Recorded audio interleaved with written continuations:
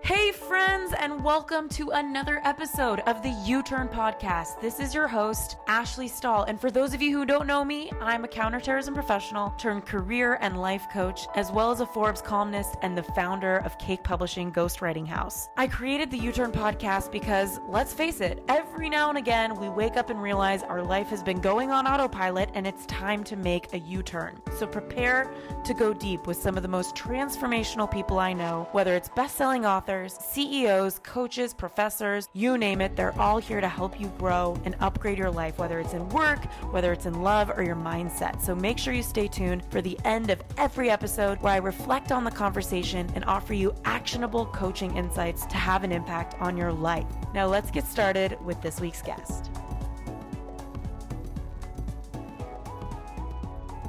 Hey friends, it's Ash, and I have somebody here who is not only a friend, but really fascinating human being, Stephanie Kwong. What is up? Stephanie's a fellow podcaster, so you have to check her out, but she's also a true leader at Hypnosis, reprogramming your mind, learning how to love yourself, and you have group programs, you do sessions with people on hypnosis, so we figured what would be a better topic than talking about how to be your own hypnotist, how to reprogram your mind. Yep. So I'm guessing some of you listening are probably thinking like, okay, wow, I really keep saying to the world that I'm going to do X, Y, or Z, whether it's lose that 5 pounds or start that business or change jobs, but you're not doing it.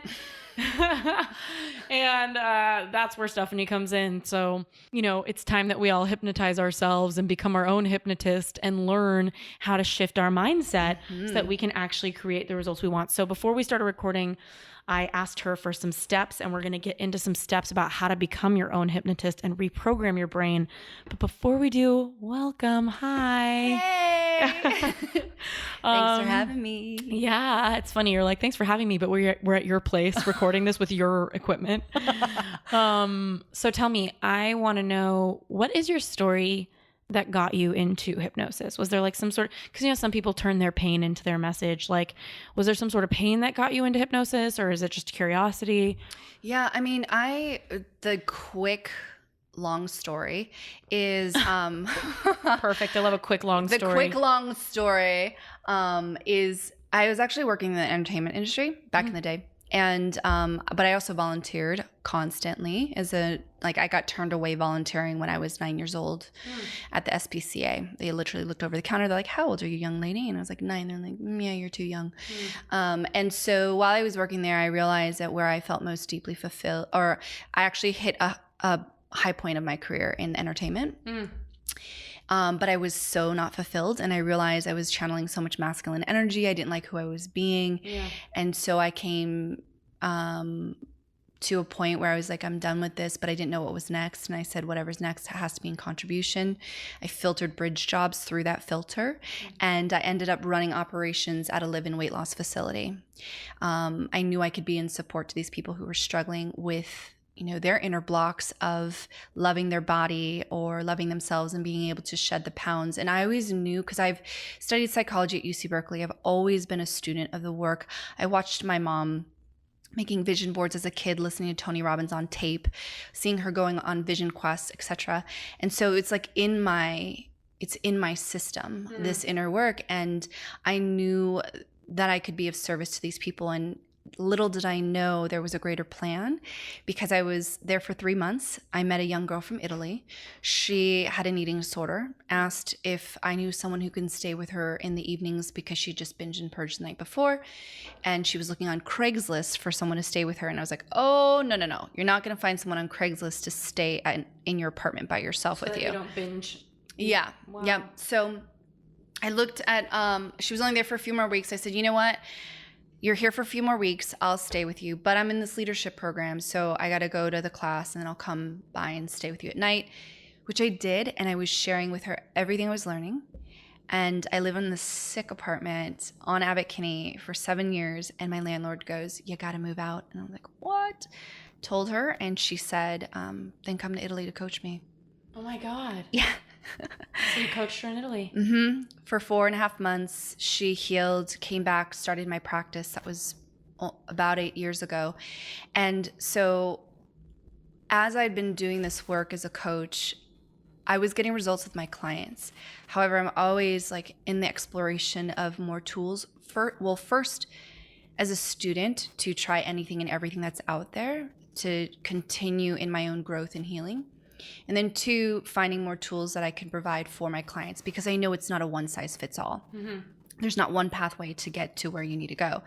And, but what I noticed in all of that was, people would take workshops like Landmark Education or MITT or whatever is out there, or even just like one-day workshops, or that you'd read a book or you'd work with a coach or a therapist for years. And you're like, why is the change not happening? Yeah. And so I really dove into that. I'm like, how do you create positive, permanent change and rapidly? I'm Asian. We like things fast and effective. So it's like, how do we knock this out quickly? And you're super extra in your cultural levels. I sure am. Oh my God. I am my father's daughter. Yeah. And so I studied NLP, and there's a branch of hypnosis with that. But as I delved into it, I was like, how do we actually create belief systems? We know that it's our subconscious mind that generates our beliefs. Our beliefs dictate the actions that we will or will not take, which then gives us the results that we have or don't have. Mm-hmm. And our beliefs generate our habits, our thoughts, etc. So how do we create beliefs? 2 ways: hypnosis and repetition. And that's when I was like, oh, this is it. And so I got trained. It's kind of like a hack. You're like, instead of coaching somebody for a really long time, I'm just going to hypnotize them. Literally one and done. Like I have a deep 2-hour process that I do that can literally rewrite and upgrade a limiting belief that's been holding people back for years. And even, I worked with a woman, she had been through sexual trauma and worked with a therapist 7 years, 5 days a week. It was for other stuff that she'd gone to. That's power therapy. Yeah. Which we all probably need every point in our life. Yeah. She came to me to work on something else, and then we were working consistently together, and the stuff came up around her challenges with being physically intimate with her husband. She didn't feel safe while, being in the act of, and one session she felt safe. 3 more, we did reinforcement. She now has healthy, regular sex with her husband that literally her therapist couldn't do. Because what happens is we have experiences in life that we create associations with, right? Our beliefs, our stories, whatever you want to call them, are associations. If we associate a positive thing to it, i.e. pleasure, we will have a tendency to do it. If we associate pain to it, we will avoid it. So many times we'll create associations to things that are good for us that are associations of pain. For example, the gym, right? How often do you hear people going like, oh my God, I don't want to get to the gym. Oh, I hate working out. Oh, it's so hard, because there's so much pain associated to the gym, even though it's something that's good for us. Yeah. And then you hear people who are like, I love working out. It's so good. I love stretching my body. Yeah. I feel amazing afterwards. They have a lot of pleasure to it, so they'll do more of it. And so all you have to do is reassociate pleasure to the things that you desire, and pain, which to the things you don't want. Yeah. And then you rewrite your entire behavioral. And I guess that there's like a short-term, long-term, right? Because a lot of the times there's pleasure in a short-term gratification, but it's creating pain in the long-term. So interesting. And there's also a distinction too, where pleasure and pain, what we know and what we're familiar with equals pleasure. So let's say, and then what we don't know, what's unfamiliar, equals pain. So whatever was programmed into as a child, right, what we learned, because we're pretty much formed by the time we're 12, 13 years old, our belief systems about ourselves and the world, is our comfort zone equals pleasure. So let's say a child watched their parents or a parent be depressed. What's familiar is depression. They might take on the energy, the behavior of depression. It's what's familiar equals pleasure for them, even though it's extremely uncomfortable. Like consciously we know it's uncomfortable to be depressed, but it's what's familiar, so that they derive pleasure from it. Yeah. And so that's why for those people who, just as this example, all of a sudden you try to introduce joy into their life. It's uncertainty. Joy is uncertain, and joy equals pain. Especially because, like, a lot of people, there's so many social discourses, like the higher you climb, the further you fall. It's like anytime that in society people have a lot of happiness, there's an association of loss. Like, well, now I have a lot to lose. Yep. Yeah. Like a great relationship, a great business. It's like, you have a lot going for you. You better not lose that. Mm-hmm. Gosh. Yeah. So we have to be really mindful of how we've essentially been hypnotized. By our families. By our families, by society, by culture, by everything, by peers. And here's what's even crazier is you can get, this is why I always say can I cuss? You can't not fuck up your kids. Sorry. Yeah. That's like, yeah, you can't not. Yeah. You can't not fuck up your kids, because your child could be sitting in the living room, the TV happens to be on, and maybe there's a scene in the movie where they're like, we're never going to get ahead. It's so hard to make money and we're never going to get ahead. We're always going to be broke. The parent didn't say that. The TV did. And the kid was like, yeah. And then they hear it and then they believe it. And then they wonder why they're struggling with money in their adult lives. So how do things get stuck with us and how do they not, right? Like, we hear so much, we live in a noisy world. How is it that certain things come into our minds and we buy into them like a cloud passing by the sky of our mind, where we hopped on and we decided we believe that thing, whereas so many other thoughts come through and we don't buy into it? Like, what happens? Is there any like science or like brain stuff? Like, what's going on? So I would say this. What happens is when you're a child, from time of birth till about 8-ish years old, 7-8-ish years old, you're in a pure hypnotic state, meaning you are fully suggestible like to whatever. Like a sponge. Yep. Whatever people are telling you, you are a yes to.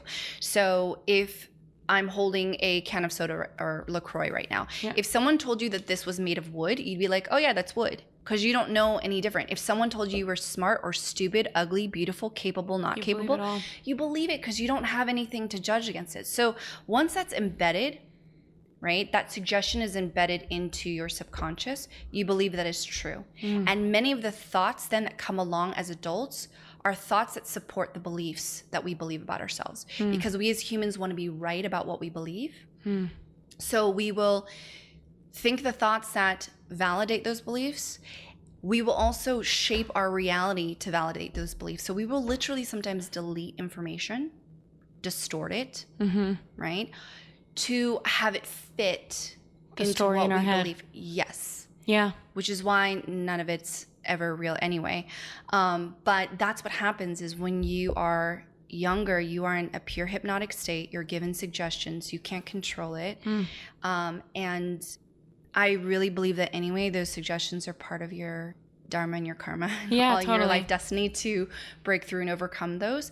But for like parents, for example, being more conscious of it and going, okay, if I know that maybe there's things that I can't control that might get embedded, because you can't control the kids at school if they tease your kids, or if a teacher says something, or if your child misinterprets, because their conscious mind is just forming. So we're going to misinterpret information and not see reality as it is. Like classic example, you're at school waiting for your parents to pick you up. They happen to forget. You distort that and to you mean make that you're not important. You're not important. You're abandoned. That totally happened to me. I'm like remembering when I was forgot at school. Right? Oh my God. Yeah. And so your conscious mind isn't even formed to... I can't even make this up, Stephanie. You're not going to believe this. Like, I had a housekeeper we grew up with. She lived with us. We gave her a car, and she was supposed to pick me up from school, and she didn't one day, and she left. She moved to Europe. Like, she moved to Portugal. Abandonment. I'm not even exaggerating. 10 years later, I found her on Facebook. This is like 6-7 years ago. And I'm like, oh my God, you guys, I found Anna. Like, I found her on Facebook because we were all in shock. She disappeared. And I added her as a friend, and my little brother added her as a friend.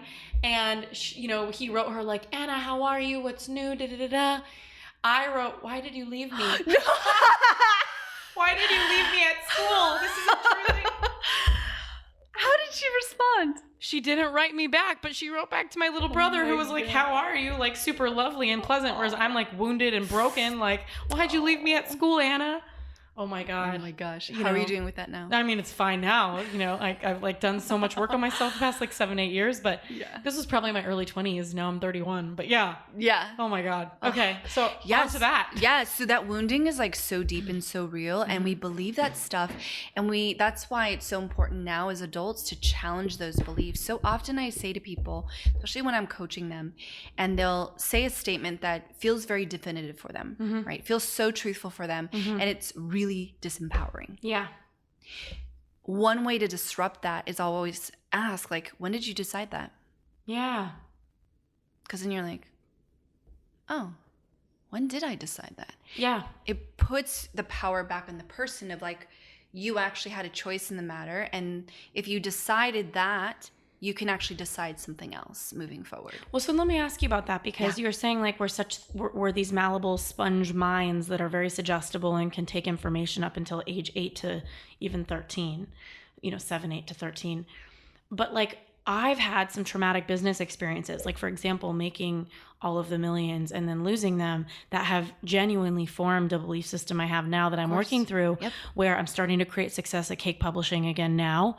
And I feel the old pain of like, oh, wow, I remember when I was successful, loss came, right? So what is there to say about like, okay, yeah, there's this period where we're super malleable sponges. So that's trauma. Later on, it would just be a trauma. Later on would be trauma. So when you first learned, it was through like programming. Yeah, programming. Now trauma is very real. Like, look, if you have an experience, a heightened emotional state, and then a thought at the same time, it wires together. Right? So you had this pain feeling. Remember we talked about pleasure and pain? Super so painful. Much pain. Then you had a belief about yourself, about whoever maybe was involved or whatever the situation was. Then that gets wired together. So it's like that experience of, because I remember, and do you know what also? When I made the most money, I was the most stressed out. So I associate success with trauma. For myself. Completely. Yeah. And it's funny because as a facilitator, I've been trained on this stuff. I can facilitate people and question their beliefs. But when it comes to doing my own work on myself, it's so challenging to continue to look at my traumas. But I think that's fascinating. So, so your argument as a hypnotist would be like, up until a certain age, it was programming. And after that, anything that's really shifted your way of being in the world is trauma. Yep. Or repetition. Because you can, right now I can. That's why people talk about affirmations. Yeah, there's ways of working with them. So it's not just like, say it, say it, say it. Because you need to put yourself in a trance to get the affirmations to be embedded. But that's why they'll say like, keep repeating your affirmation, because now that's also how you rewire. Right? But the trauma, what's beautiful again, is you can rewire it. I have a lot of people who come to me who have trauma that is now blocking them from the very thing that they want. Right? One of my new clients who just came to me, he's like top of his game, but wants to call in love, but he knows that there are things holding him back because results show he's still single. So there's something within him, and this has been years going on, right? He's like, clearly what my reality is demonstrating to me is something that I believe about myself that is not working. I need to rework this so my reality reflects what it is I believe. So we did some deep work and found out really like he believes he's unlovable. Oh my gosh, yeah. So many people believe that. Yeah. And of course, if you don't think you're lovable, why are you going to put yourself out there to be loved? Hello. Or allow a common good person. sense. Yeah. So we had to do a lot of rewiring on that and uncovering where did that even come from so we could rewrite it and upgrade it. But that's what's been holding him back. And now also because he believed he was unlovable, when people tried to love him, perceived threat, pain, run. And so his behavior was cut and run or isolate. Or he would also then tell women, he's like, you know what? All I really want is like, I'm not really looking for a relationship, because that's all his ways of protecting. Yes. And controlling It's almost like with love each of us have a gas tank. And it's like, if somebody can only fit 10 gallons, and somebody keeps pushing gas at it, but you hit the 10-gallon mark, it's like they don't have space if they don't love themselves or think they're lovable to fit that extra 10 gallons that you're trying to spray of love at them. Yeah. Don't have the capacity. Like, there's no space, there's no capacity in their love tank. Yeah. And again, anything that is not in alignment with what you believe is perceived as a threat. So if you don't believe that you're lovable, I used to work a lot with at-risk youth foster kids, and I used to do a camp, and I would see their behaviors. They obviously, many of them, all of them that I worked with did not believe that they were lovable. So the moment we as staff were like gave them loving love. them, you like the way they behaved in the beginning, they would like very cold to us, and then they would warm up midweek. But then when they knew that the camp was going to end, they would all of a sudden start to push us away again, to reject our love, because that's how they could feel okay with losing us again. And it was so hard for them to receive the love, because the love was not comfortable. It didn't align with what they believed. And so it became a threat. And you know it's a threat when all of a sudden stuff goes off in your body, right? Your hands get clammy, you can't breathe, you feel uncomfortable, you feel the dissonance in your body. Like that's when you know that what's in front of you is not aligned with what you believe, you know, whether it's positive or negative.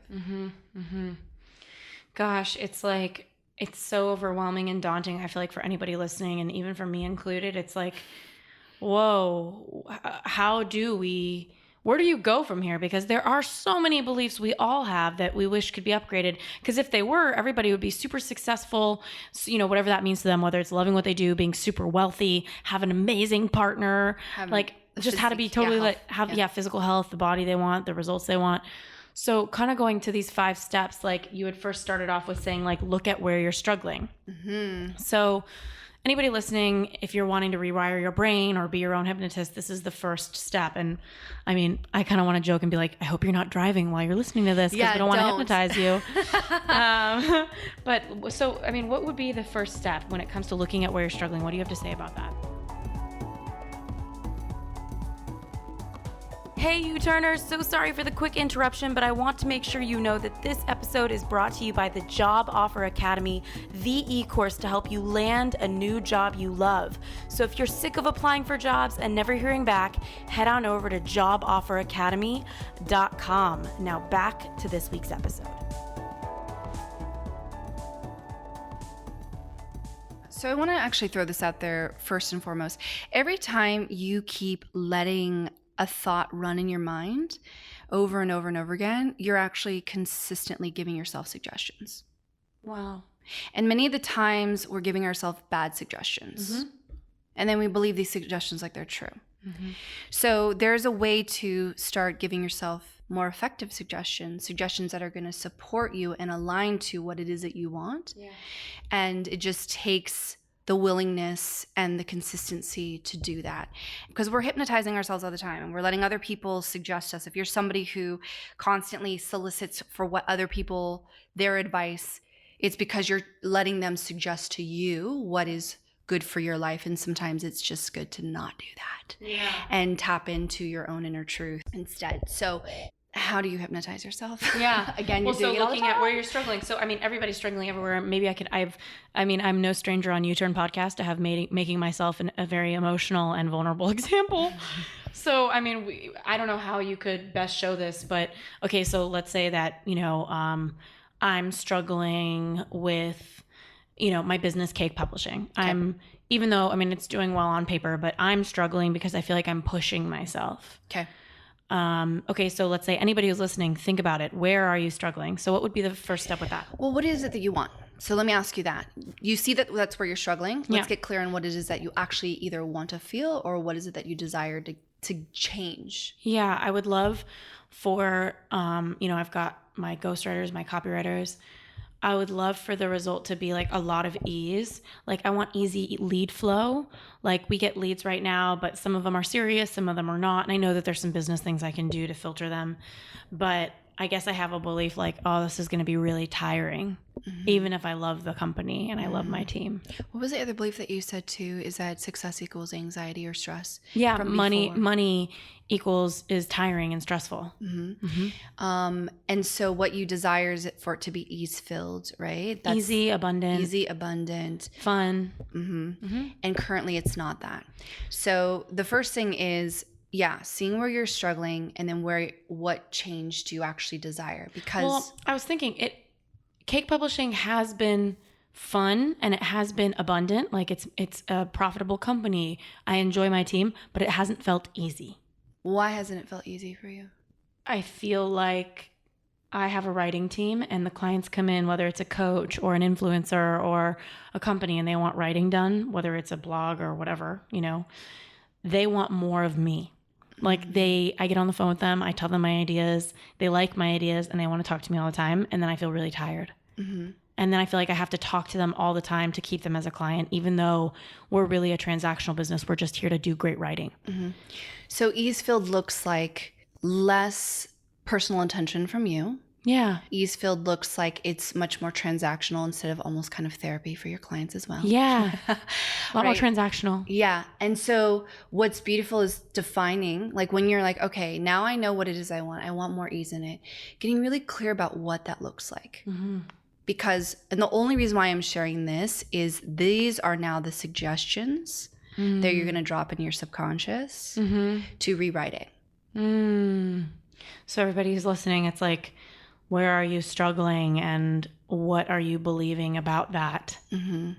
So let me just break it down one more time. Also, in what you also said. And that was your second thing, by the way, was number one was where are you struggling? And number two, the second step was what are you believing about that thing? So that's kind of where we're at right now, right? Yeah. So when you first off see where you're struggling, write it all down, write all your thoughts down of why it's a struggle. Mm-hmm. It feels really hard because of this. I don't think I can this. I don't believe that I'm capable. I write it all down, because where you're going to go to later on when you create new suggestions for yourself is you literally need to rewrite all the things that you're currently telling yourself that are blocking you from what you want. So that's step one. Write it all out of like where you see your blocks are, and you can just free flow it too, and you can, or do stem sentences, right? Like let's say you have a block around money, because it's a common thing that people struggle with, like I don't know why I can't get ahead, or I can only make so much and then I can't make more, or I'm in debt. Talk about like money is, and just keep writing out money is. Just write everything that comes money straight is hard. to mind. Money is like, only for rich people. Money is something I've never been able to make. Money is, now it's revealing to you what you believe, which is why. And the less you monitor yourself, the more subconscious the results will be, which is good. Let it run. And actually, the more you keep going, the ones towards the end are actually the deep embedded in your subconscious. Interesting. How long do you need to write until you feel like you're accessing something really deep? There's not really like a timeline of it. You just write till you're exhausted out, like where you literally can't think of anything else. And sometimes there's even deeper to go. And that's why this is a step if someone wants to do it on their own. If you do, as we call it, hetero hypnosis, where someone's actually facilitating, like I can take my clients deeper and start to probe and pull out even more. And that's why, like you said before on the podcast I had you on mine, is to work with a coach is so important, because there's blind spots that you can't do on your own. If you are not as self-aware trying to do this exercise, you'll get bits of it, but you might not get to the core stuff. But this is a perfect start to begin rewriting at the very least. Let's say somebody's listening and they're thinking, okay, I'm struggling in my relationship. They can write my relationship is, or the problem is. The problem is. And they start just writing whatever's coming out of their subconscious. It doesn't have to, don't even think about it, just free write. Okay. And then that's kind of what they're believing about it, right? That's step two. Like you take a look at what you wrote. Hey, that's what part of you believes. And maybe there's another part of you that doesn't believe that, but there's a real part of you that does. Yeah. And that's actually the part that's blocking you. Okay. Then you have to think about, what do I need to believe in order, that's step three, in order to get what it is that I want. So when I asked you, well, what do you need? You said, well, ease. Right? That's actually what you want. And then actually defining it for yourself, because some people will say, well, I want money or I want success. What does that even mean to your brain? Like, how do we compute that so it can get really clear? The brain loves clarity. That's what John Assaraf was saying in my meeting with him yesterday, was how much the brain responds to it. And if you want to just get bonus points, writing that clarity down just does so much. Yeah. So that's why we were pulling from you, like ease looks like it's transactional. Ease looks like, I don't have to put as much of my personal energy into it. Ease looks like it just happens abundantly. Ease looks like the clients just flow in and all my funnels work, or whatever it is for you. So that's ease. Cool. Now we know what it is that you want, what it looks like specifically. And then you also need to write down, what do I need to believe in order for this to happen? So I'm somebody who easily creates ease. Ease is attracted into my life.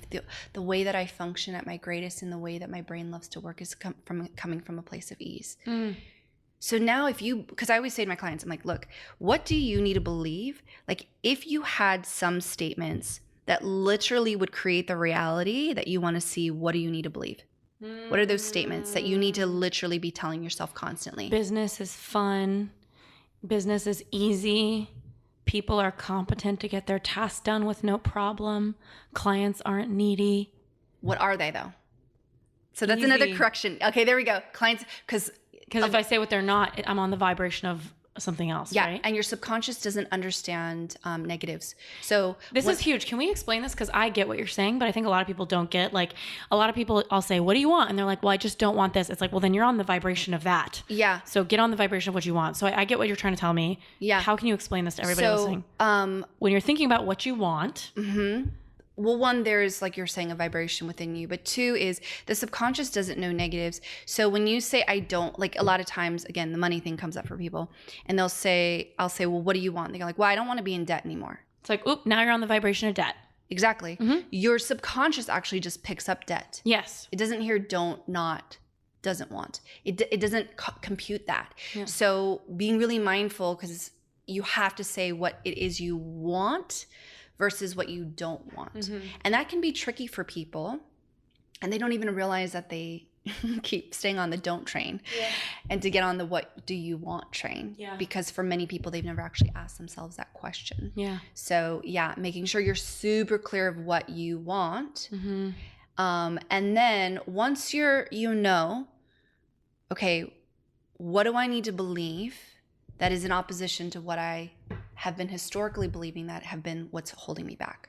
So take a look at that first list of what you're currently believing about the thing that's holding you back, and write the opposite in the language of affirmative, positive, and as if it's already occurring. Because it's another thing about the subconscious mind is it doesn't know past or future. It only knows now, which is why visualization is so powerful. Because that's why athletes do it. When what you're visualizing in your mind, your subconscious doesn't know that what it's seeing in your imagination, whether it's happening in real time or just in your imagination. So it only knows now. It's occurring now. And so if you want to see the thing, this is also quantum physics, the thing to occur in your reality now, you need to see it as if it's happening now. And what occurs in your current reality now is a collection of past thoughts. Do you know what this is making me think about? What? Is that I had a friend who really liked this guy. He wasn't texting her back. It was like nighttime. It had been all day. And she was like, oh my gosh, he's totally just ghosted me. She was crying. She created this whole reality like he's not responding because he's done with her. And it was a whole story and a whole vision and a whole situation, right? That night, he calls her from a different phone number. He's like, I'm so sorry. I dropped my phone in the ocean this morning. But it was so real for her that it was over. She had like grieved it, felt it, gone through it. And so I think that we're doing some version of that. We're making stories up about what's reality. We're creating visions of it. We're creating painful experiences of it. And we don't even know it's true. So tell me more about this. And a lot of that is based off of her past wounding, right? Because if she didn't have something from her past of that, I'm just making this up right now, people I love are going to leave me, or in the end, I always get abandoned. I need to protect my heart because it's going to get hurt. She believes some version of something like that for her to perceive his non-responsiveness to make up the story she made up. Because if she believes something else like, oh, wow, people, get busy or something more empowering, she would have completely perceived what occurred in a whole different way. So it's actually illuminating old wounds or disempowering stories that she's holding on to that's having her generate that story that she did about what happened with him. And that's where we continue to dig in and do the inner work. Otherwise, we keep recreating the same patterns of that over and over again. Yeah. Wow. So moving into this, let's say everybody listening, you're kind of thinking, well, shit, I'm struggling in a lot of places. I don't know about you, but I think a lot of us are, right? Yes. So you pick one, whether it's your relationship, you start to freeform right with your hand. You don't stop yourself to figure out what you're believing about that thing. And then you rewrite the opposite. You write what it would look like in the affirmative, in the positive, to believe something better that creates a better result, what you better want. suggestion. Yep. Better suggestions. And then also getting clear of what you desire for it to look like, right? So the first step is like you're rewriting what you currently believe. That's ineffective. And here's another thing too, if you're struggling with the writing process, because I always love giving options, is sit with a friend and just have them ask you the question like, tell me about money. Or tell me about relationships. What do you believe about that? And just have them ask you questions, because in your conversation of the answers you're telling them, you're actually revealing what you believe. Suggestions to yourself too. Yeah, and you're revealing what you believe about it. Because sometimes when people sit there with pen and paper, it actually is it's a blocker for them. Yeah. And they feel stuck. Engage in a conversation, turn on your voice recorder. Yeah, see what you believe. And then it'll start to reveal what you believe. And then those are the parts to rewrite, completely the opposite of that. Then get clear about what is it that I want to see in my reality around this. And then get really clear about that.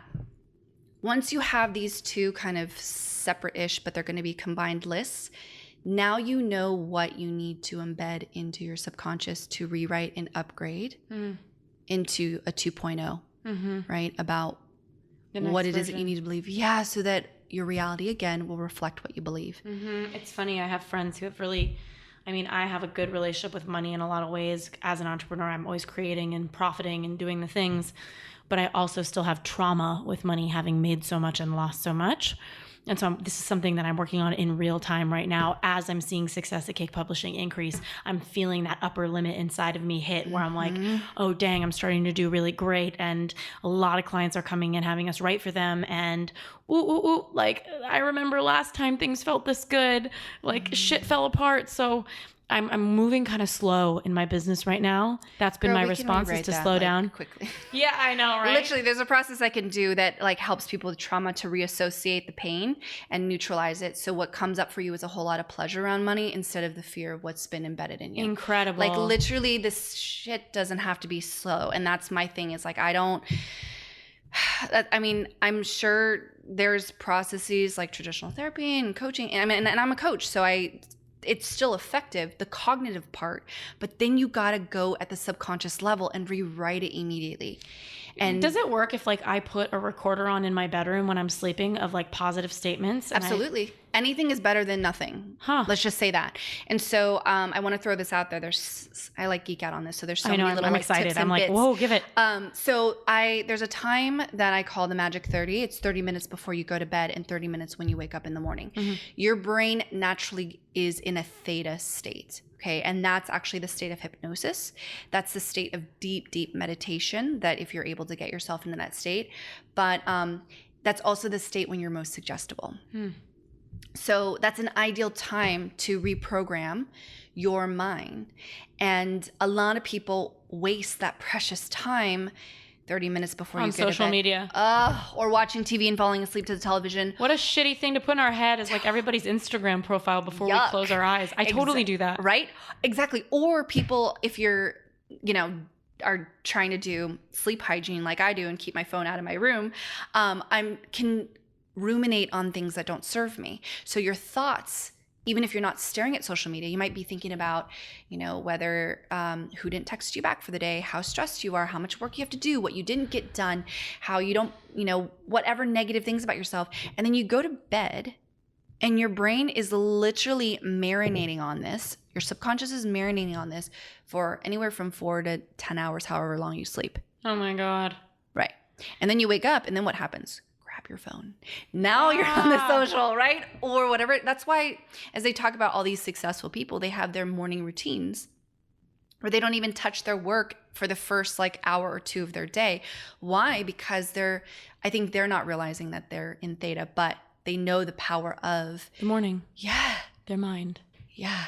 And embedding what's positive into it and creating healthy routines and habits. So what could that look like? And I know that there's a lot of things you could do, but what do you think is doable and biteable for somebody who's like, I'm going to get started in honoring my mornings or my evenings a little better? What's something small but high value? So creating what feels aligned for you, right? First thing I do is I wake up and I drink lemon water. Because you're actually very dehydrated when you sleep. So it's like getting that. Here's just a quick tip, right? what I'm explaining in this, the steps to hypnotize yourself, one of the suggestions is to create a recording. And you ask that. So can I just listen to the recording and leave it on? If you put this in as during your Magic 30, and then whatever else it is that you want, whether it's movement, breath work, meditation, your lemon water, or whatever it is in your morning routine or your nightly routine, because it's good to also have a nightly routine because you're basically commanding your body and your brain, like, we're going to settle in now and we're going to go to bed. Add this in because your brain is more open and willing to take in the suggestions at this time than it is when your mind is in alpha or beta. Because that's why affirmations many times don't work is your judger mind when you're in, the alpha state. You might say like, I am beautiful, I am powerful, I am abundant. And it's like, no, you're not. Bullshit. Do you see, look at your bank account. No, you're not. You're stupid. And so that's why it's so hard to battle. But when you're in theta, that part of your brain is actually more subdued, which is why it's more open to take in the suggestions of these affirmations or these new belief that statements that you want to actually take in and embed in your subconscious so that it starts to run your life for you. Because your subconscious is what pumps the blood through your body. It's what has you breathe. So it's going to automatically, when you have the right suggestion in there, work for you as well. So, I mean, let's say we do the exercise, we pay attention where we're struggling, we write down what we subconsciously believe about that thing, whether it's money, relationships, and then we write the new beliefs and the positive. Could we just record on a voice memo of our iPhone us saying the positive things?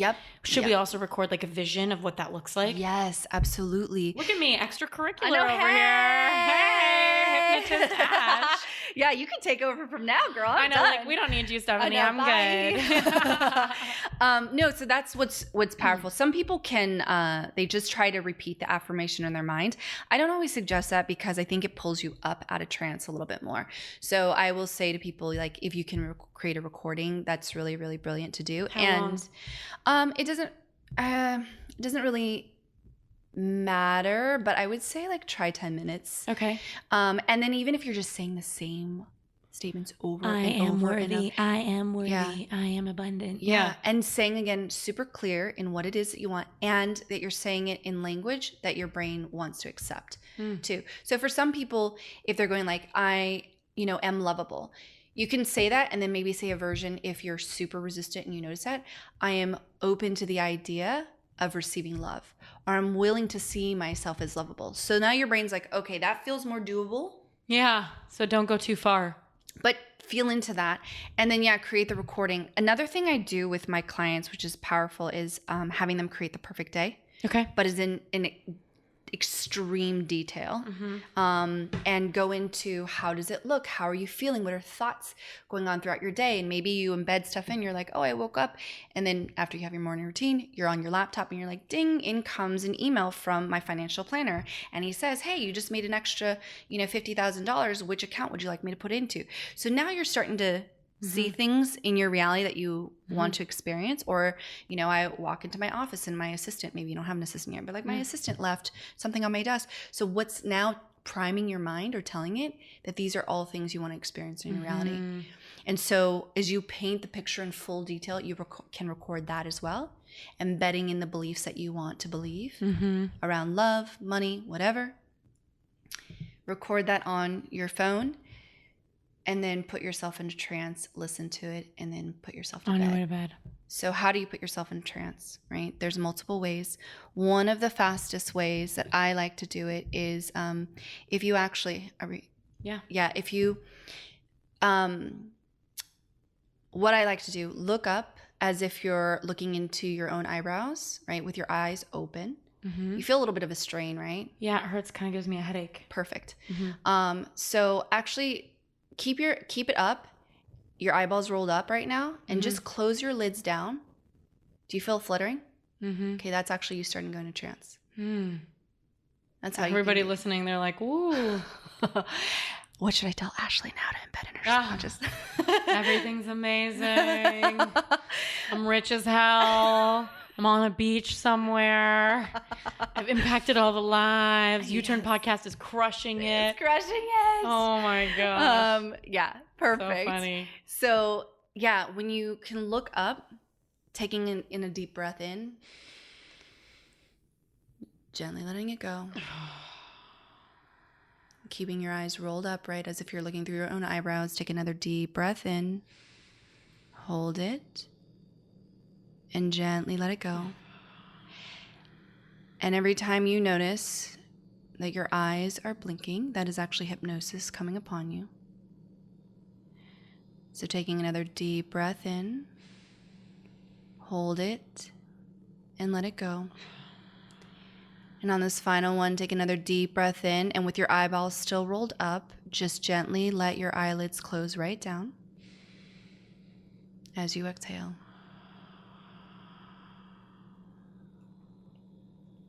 And just allow yourself to drift into a really calm and peaceful state.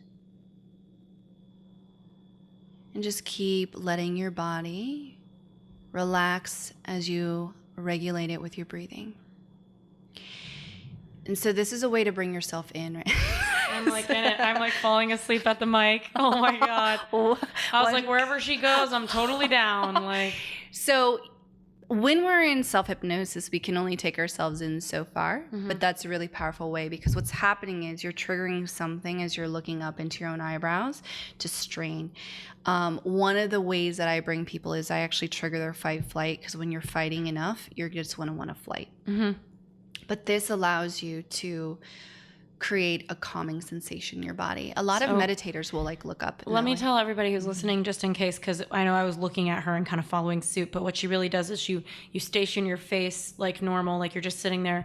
You look your eyeballs up as if you're trying to look at your eyebrows, and it kind of creates a headache. And that was kind of what we were doing. And then you start using your breath gently and slowly, right?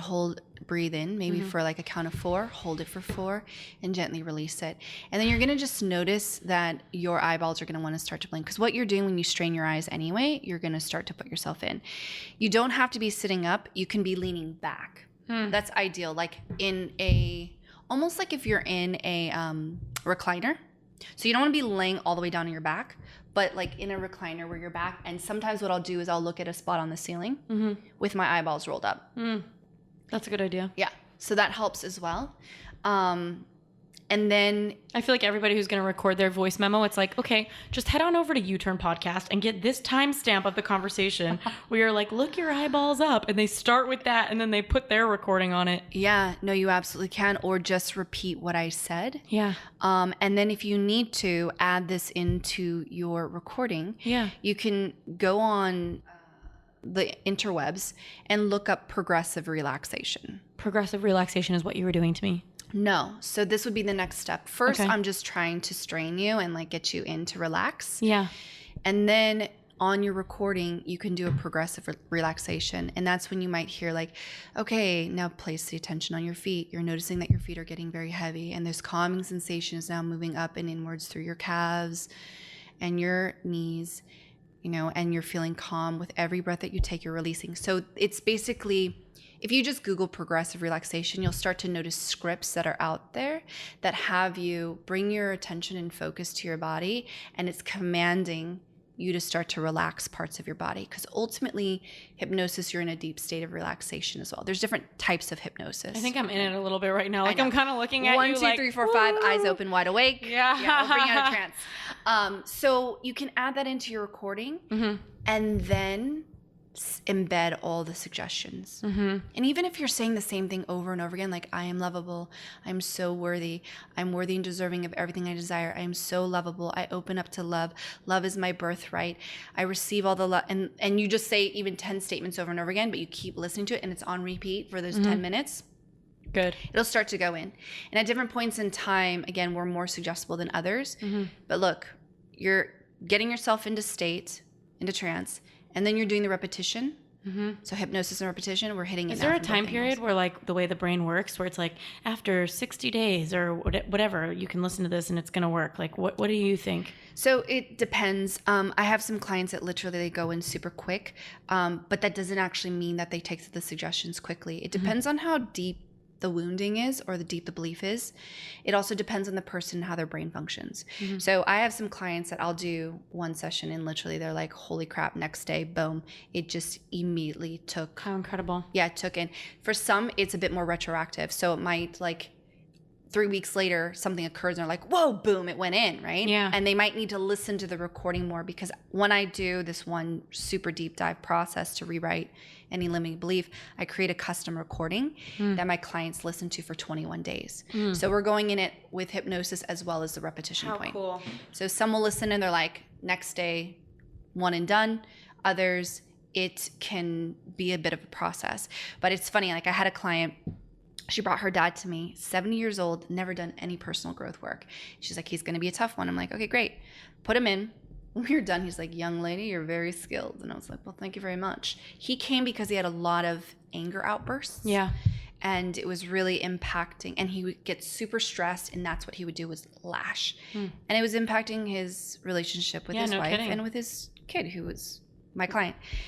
She told me, because I see her a bit more consistently, she's like, he hasn't even listened to the recording. That one session, 90% of his anger outbursts have decreased. Wow. So again, it's just reassociating new behavioral patterns for him to relate to perceived stress. So if we kind of look at the steps that you just taught us here, it's like, look at where you're struggling. So this guy was struggling with anger. And the second step is, what are you believing about it? So like, what does he believe that is making him angry? Like what would be the step for that? Yeah. Well, how does he have to deal with stress? So, in order to get what you need, you have to be firm. In order to control the situation, you have to control it with So all the beliefs that get him into the state of anger. Yep. And then from there, rewriting it on the opposite side. What of does the he fence. actually want? So anytime... Ease, kindness, calm, presence, got it, logic, and then he rewrites it, emotion. and he might make a recording of it, or he'll get himself, you can do it in the morning or in the evening, and he listens to his recording, and eventually it will rewire. If not, you've already knocked it out by a session. And we did like deep complex processes with his brain with other techniques, so that's why it worked so quickly with him. But with this, at the very least, if you're doing this at home, look, it's been shown in neuroscience, our brains are malleable. You can change them at any time. How do you reprogram and rewire through this type of process? I find nature versus nurture so fascinating. Like how much of our brain is just what we've got, and how much of it can we nurture into what we want. Yeah. And it's just incredible. I'm so fascinated. Where can everybody find you? You can find me on my website, stephaniekwong.com. Okay, perfect. Yeah. And on Instagram, holla. I am Stephanie Kwong. Hey. Holla. You guys be careful if you listen to her audios, because I just found myself kind of going into a trance-like state as she was making me look at the ceiling. So thank you so much. And if there's any piece of wisdom you could impart to everybody as we're closing up, what would you share? Your current reality, and just staying in line with what we've been talking about, your current reality isn't it? Yeah. And it could be better if you want it to be. You can create it however you want. Yeah. You ultimately have the power. And it's doing processes like this and other things, obviously, that can have you experience the reality you truly do desire. Amazing. Thank you. Thank you. Woohoo. All right. Thanks, everybody.